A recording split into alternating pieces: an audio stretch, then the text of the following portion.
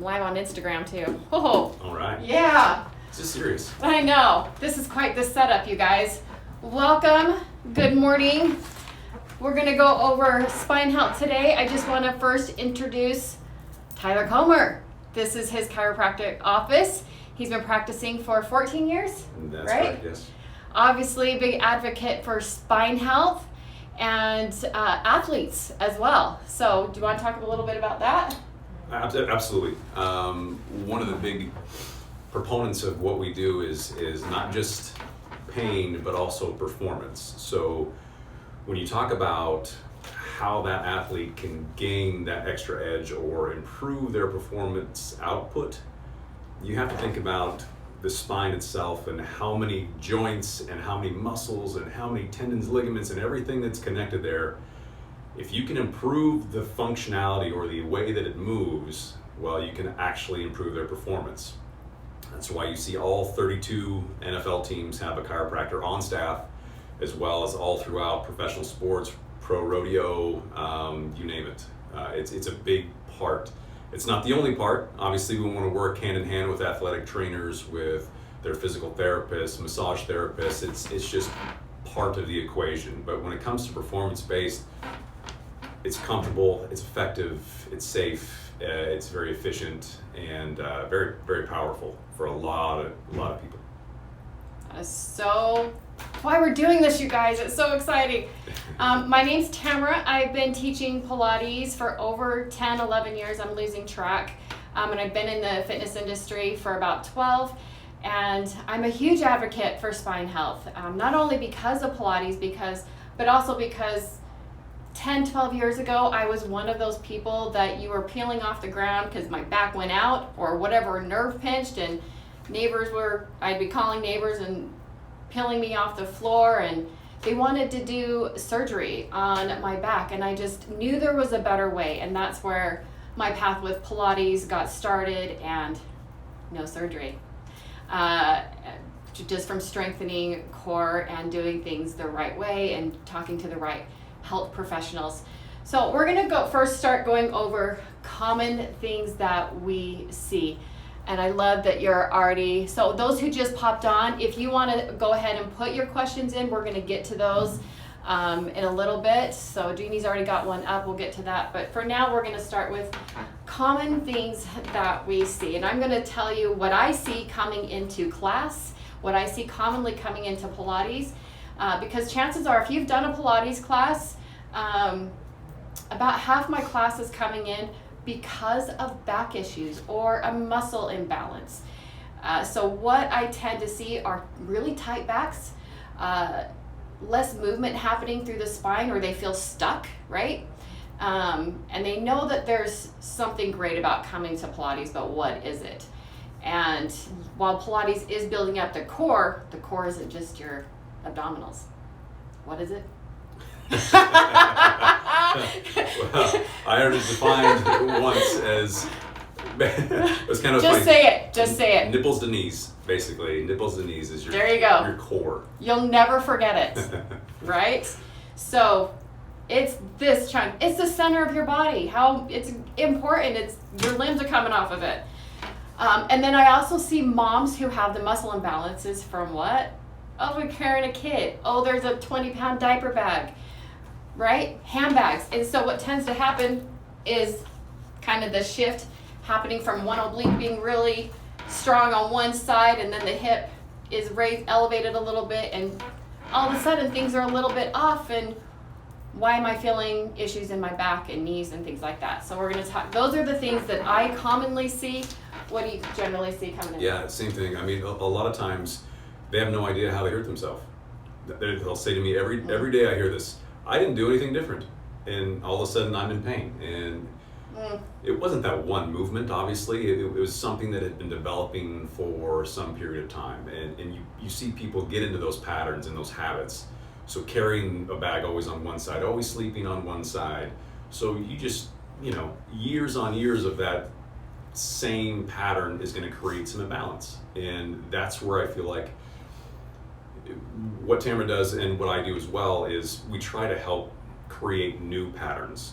Okay, so when I see somebody for the first time and I find one hip seems to be stuck or elevated, or there's a segment of the spine that's not moving well, and we can start to readdress and retrain those joints, those ligaments, those muscles, and then if you can have a way to do that on a regular basis, that's where you're going to create change and make a big impact for people. Not just pain, but just like improving the way they function and the way they move, and that's, to me, is what's important. Better quality of movement. Yep. You know There what I it mean? is. Yeah. Yeah. Quality of life. We were talking about this before we started. There's a certain amount of pain I think we get used to. And we think that's just how it's going to be, and that's what we're just going to live with. And really, or we're taking ibuprofen every day just because that's what we feel like we've gotten used to. And is there a better way? And that's why I do what I do. I know that's why Tyler does what he does too. We know that there's a better way. We want to share that. That's what I'm so passionate about, is because I get to see the great successes that come out of continuing the healthy patterns and continuing to just stick with it. But it is sticking with it. I don't want you to get adjusted from chiropractor or come to Pilates a couple times and then wait for it to happen. Wait for the pain to get worse and then start again. So we want to have this balance, right? It's a really big deal with just balancing this all out, and cross training. I know for fitness instructors, we teach the same thing over and over and over again. So if you ever look at my schedule, it is what I love to teach, but I've also balanced out how much high impact, how much strength training, and how much like Pilates that I'm teaching, because at one point I was doing high impact, and what happened? I injured my knee, my back was getting sore again, and because I was just doing repetitive things, that the healthy habits were going away. You agree with that? Yeah, absolutely. Your brain is an amazing, like the most amazing thing I've ever seen or even heard about or learned about is your brain and your spinal cord, your nervous system. And it's always learning. Every single day it changes, it adapts, it evolves.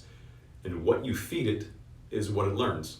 So what you listen to, what you see, what you hear, how you move, how often you move. And so finding these good habits to continually implement into your daily routine is where you're going to get the best result.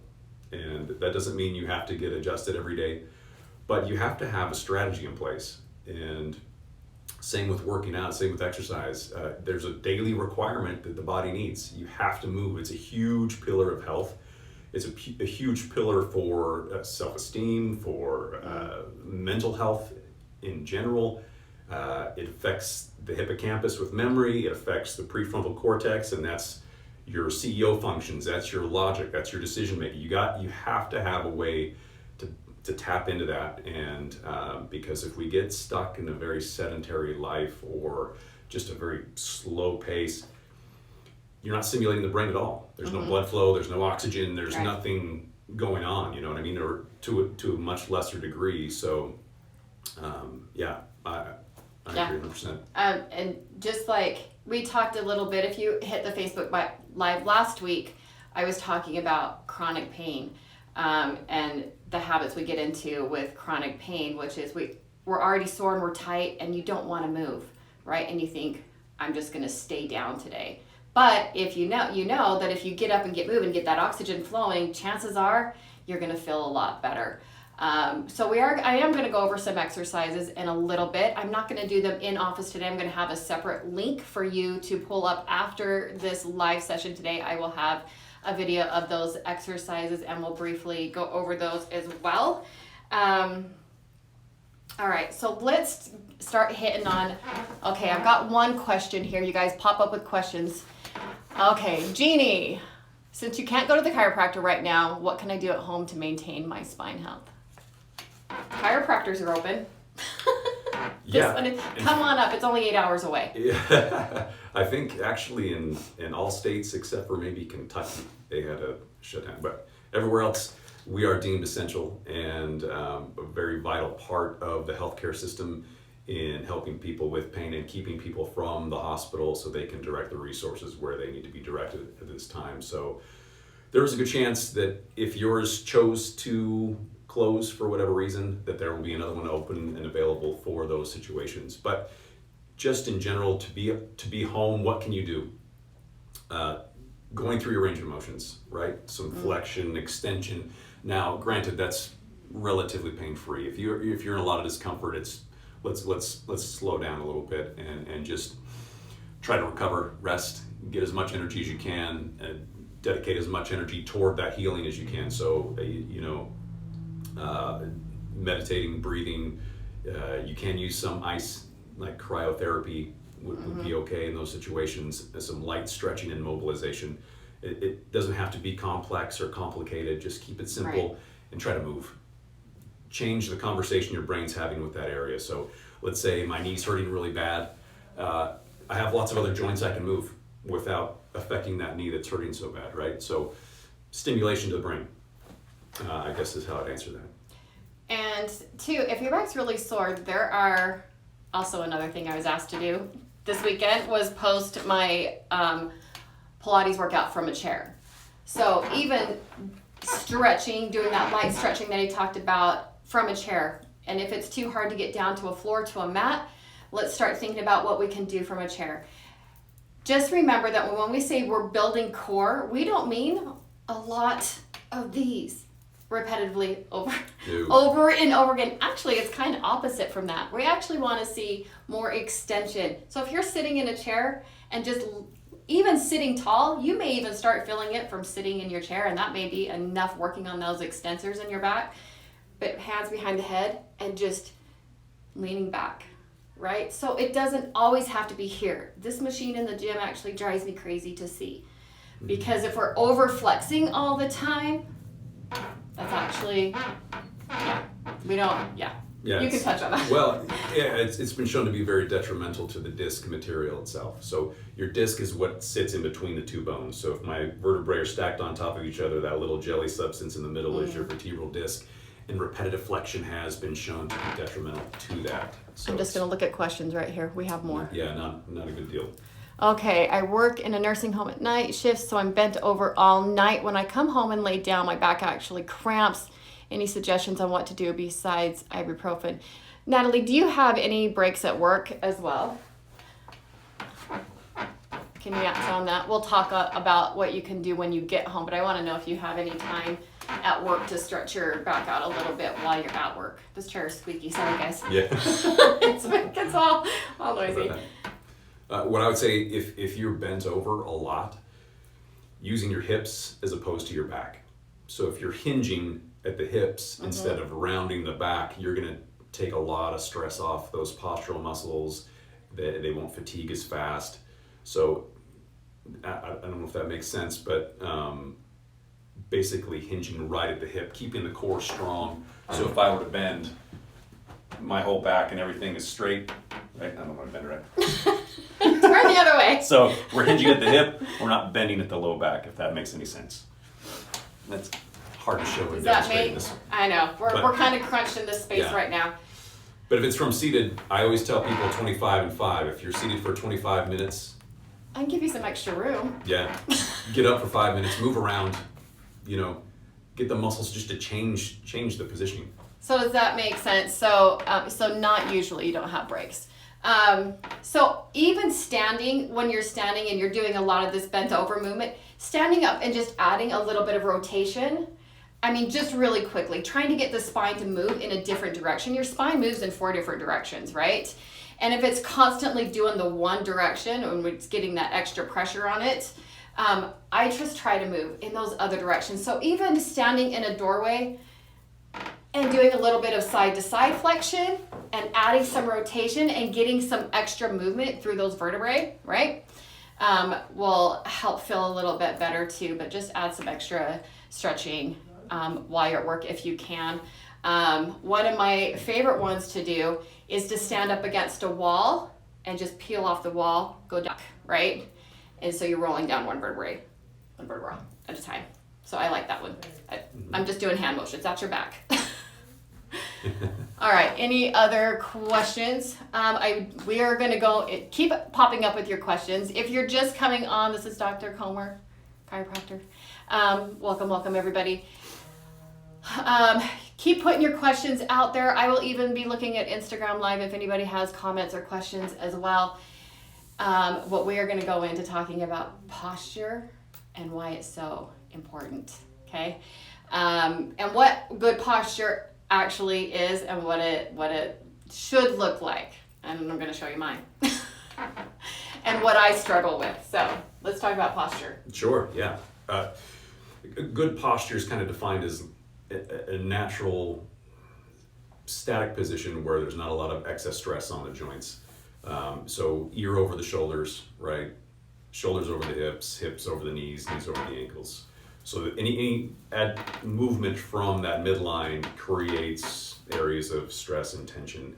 And most of us get into like a more slouched, flexed position because we're seated. Most of us are seated most of the day. So, we fall into flexion, gravity starts to weigh on us, and then the posterior chain or the back begins to get weak while everything here becomes constricted and tight. So the further our head goes forward, especially with phone usage, with Netflix, with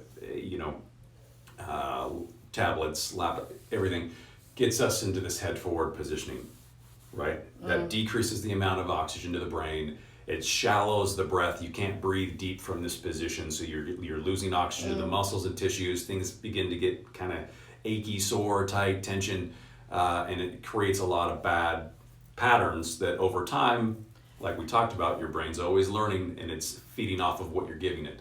So you've got to change the conversation. So right now where you're sitting, how are you sitting?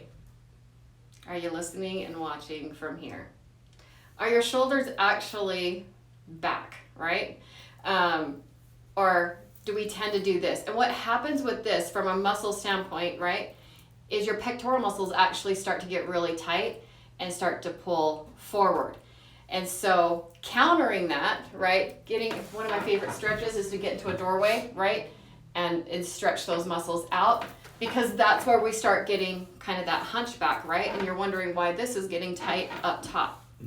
But we do a lot of this with our phone and our computer. And so if you have a desk job or kids, dealing with kids and reaching down, we're in this position constantly. Yeah, and you know what?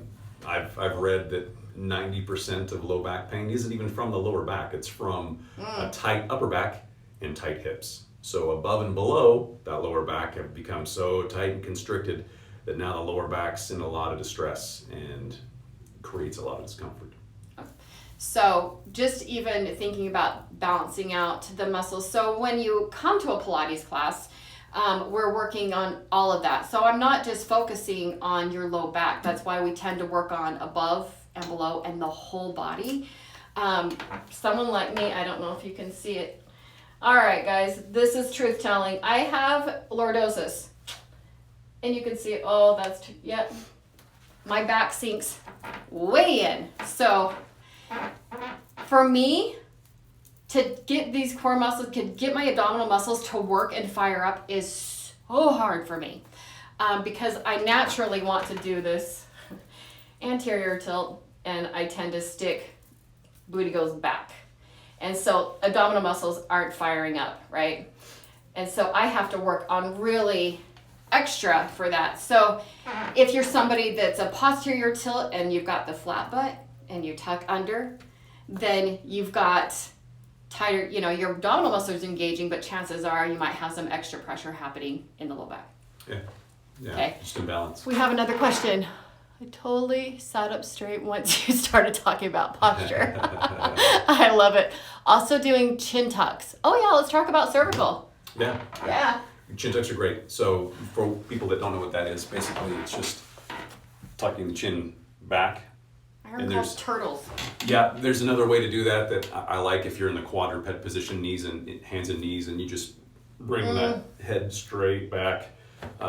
It starts to challenge those muscles that are turned off most of the time. So it's a good postural exercise for sure. Okay, so if you were to go, if you really wanted to get into a postural analysis, we'd put a plumb line up, we'd stand you next to it, we'd be looking at, is your head forward, is it really far back, are your shoulders forward, are your hips which way are they going? Are your knees turned in? Are they turned? We look at everything, head to toe, and then we start going over what's going on. We look at your spine curvature from the back. So we look at you from the front, from the side, from the back. If you really ever want to go over that, I would say come and see a chiropractor or message me, and I can do that as well. Those are kind of fun to do on Zoom right now because it's really more of a hands-on, so I can see it.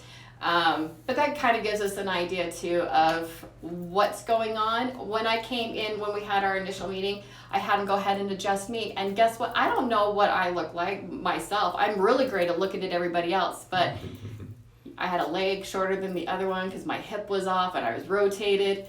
I feel a lot better, by the way. But you don't really know. If you don't know what's going on, then that's when we need to be going in to see a professional. So let's talk about when you just need to go in and start strengthening your core and doing exercises, and when it's really important to get in to see a professional. Yeah, I think a lot of people could start, a core training program at home and relatively safely and without pain. But there are situations where if you have a reoccurring issue or episodic, so that you might have one or two episodes that happen every year, like clockwork. Or let's say you do have an area of pain that you just can't get over. It's not a bad idea to get it looked at. And the reason why is even though the pain may diminish to a degree, that dysfunction doesn't usually change on its own. You have to have some way of retraining that dysfunction. So getting you out of pain is one thing, but anytime you've had an old injury or just a reoccurring thing that's going on or a nagging thing that's not muscle soreness, it's not like you did a workout a day before and you're kind of sore. That's not necessarily the time you need to come in. But, I would say if you're reaching for ibuprofen in the morning to get through your day, that's a huge red flag. Because all you're doing is masking that signal and breaking down your intestinal lining, the vitamin K, your cartilage reproduction, and so fast forward, it just breaks down faster. You speed up arthritic change if you're just masking it all the time. Right. So, I mean, ask yourself, are you gripping your back to sit down? Are you bracing to reach over to get something? If you've gotten into the habit of locking up before you go to pick up your kid, because your firing patterns are now off. And so that's when it's probably time to go see somebody. Yeah, I'd also add performance-based as well. So like if they want to improve performance, that would be another great time. Yeah, this isn't all about pain, and we don't want it to be all about pain. But even keeping, let's talk about just keeping a healthy, how do we want to keep this going? What's happening in between going to the chiropractor, going to classes? Are you just seeing a chiropractor once every 4 months or not at all? Like, what's a good... Case by case, dependent on lifestyle, activities they enjoy, the amount of stress they're under, history, past injuries, if they've been in several car accidents, whiplash injuries, all those are determining factors on what's going to help that person. So really doing a good history and understanding where they're coming from is huge in determining where we can go and what's going to be the best mode for that person or the best protocol for that individual. It's really hard to just throw a blanket statement out there, but for a lot of my patients that just come in for maintenance or like a wellness approach, they may come in once every 4 weeks. Is a pretty good strategy, and there's some science behind that. It's not just a blanket recommendation, but when you have a fixated joint at 4 weeks, that's when the adhesions start to form. And at 12 weeks, it becomes scar tissue. So when I'll see someone for the first time and I break up some of that scar tissue, it can be a little sore and tender afterwards, but then that second, third adjustment, there's no soreness afterwards, and it's because we got through that sticky part. We got the joint moving again. So in order to avoid a lot of that, once every 4 weeks, it seems to work out for a lot, but that doesn't mean it's your routine. I just, as a rule of thumb. Oh, and so part of that maintenance too is doing things that are building your stabilizers. And so muscles that sit closer into your joints, right? I love lifting weights too, you guys. I love heavy, but there are stabilizers. There are core muscles, back muscles. So one of my rule of thumbs, if something's moving, something's stabilizing. And so what muscles are assisting and helping out? If you're doing an overhead press, you better hope that your core and your back muscles are also engaged to support. Because if you're just doing it from the shoulders, then the force is going through the back. So just kind of think along those lines, how we're moving to do this. So if you're going to a personal trainer, if you're going to classes, just make sure it's with somebody that understands the biomechanics of what's going on, and that you're getting some good training in there. I think there's one more question. Jeannie, I need my glasses on. All right, let's see if we have any more. All right, guys, we've got a few more minutes. So if you've got any questions, now is the time, or suggestions, like what's working for you. I do want to touch a little bit on cross training.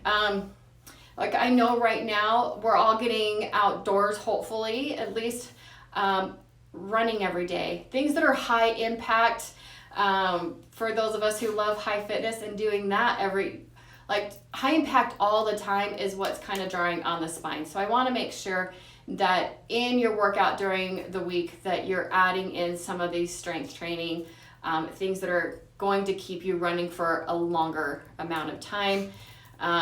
So just keep that in mind, that you're balancing. We talked about that before. Just think about that balance side of it. If you're new to doing exercises, you guys, brand new, right?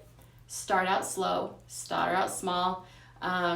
If it's an hour class, you don't have to. If someone leaves my class halfway through because they're coming to do 30 minutes of it, okay, I'm good with that. 20 minutes, 10 minutes, whatever you're starting out, we're going to build from that. I didn't start out being able to do all of this. I didn't start fitness till I was in my 30s. This has not been a lifelong thing. I started it because I needed to change in a big way, and my quality of life needed to change. And so this is what we're trying to pass on and share, is a better way. Yeah, knowing when to push and when to pull back, that's kind of part of the journey, right? We all have to figure out our limitations, and that's part of the fun. So we tend to get into ruts where we do the things we love to do, right? Right. We stay there, and that's the thing I enjoy the most. So I'm only going to do that. Well, like you're saying, you got to have a balanced approach, and that you're going to get much more result from it. Be a well-rounded fitness individual. I think is pretty important. All right, you guys. So I think we've touched on everything I wanted to touch on today. If you have any questions, this is going to be an ongoing. He'll be available. I'll have his information up. You guys can contact him if you have questions that you think of, or you want to share this video with friends and they have questions. We will answer them. We will get back to you, and at least give you. This isn't meant to diagnose. We forgot the disclaimer at the beginning. Not trying to diagnose anybody, but hopefully give you some suggestions to help with this, with spine health, and give you some things. So I will be posting up some exercises that Tyler has recommended, and then I will be posting a video as well. So thank you so much for tuning in, you guys. We're going to keep these workshops going. There's so much more that we can go over. Bodies, this is ever changing, and the more things that we find out, we just want to make sure you guys are getting the best info. So thank you so much. This has been really fun to have you guys pop on. We really appreciate it. So have a good rest of your day. Yeah, thank you.